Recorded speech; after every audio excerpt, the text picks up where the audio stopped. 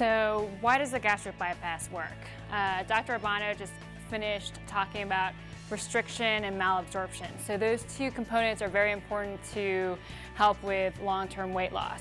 But other components of bariatric surgery that's not really talked about very much is hormonal changes with different procedures of bariatric surgery. And so right now I'm going to talk about hormones. And before I talk about all the different changes of hormones with the different bariatric surgeries, I'm first going to explain what do some hormones do in terms of appetite. So the first hormone I'm going to talk about is this hormone called ghrelin. And ghrelin is a hormone that's actually produced in the stomach. And just like this picture is showing, spoon and fork, you know, you're ready to eat. If you hadn't eaten all day and it's almost time for dinner, your ghrelin level is sky high. And this hormone basically increases your appetite. So right before a meal, your ghrelin levels spike up way high, and then right after a meal, it goes way down. And so this definitely is a hormone that increases your appetite. And actually it was one of the newer hormones that was found back in 2001.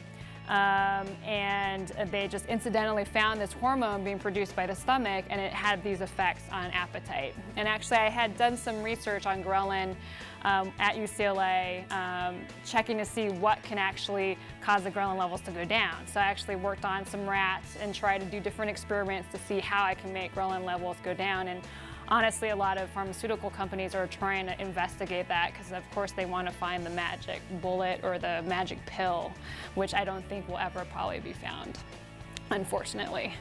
There's other hormones called GLP-1 and insulin, and also peptide YY. And just like this little picture, after like Thanksgiving meal, you're stuffed, these hormones are sky high. And GLP-1 and insulin, appetite suppressants, peptide YY is a hormone that's secreted in your small intestine that actually puts a brake to, it's actually called an ileal brake. It actually causes you to not be hungry anymore. And there's even studies out there where they were trying to inject patients with this peptide YY through an IV and have them go to a buffet and see if their appetite decreases. And actually it did show that with this peptide YY, their appetite decreased and they actually ate less portions of food at the buffet. Unfortunately, it only can be given through an IV, so most people probably wouldn't want to opt for that.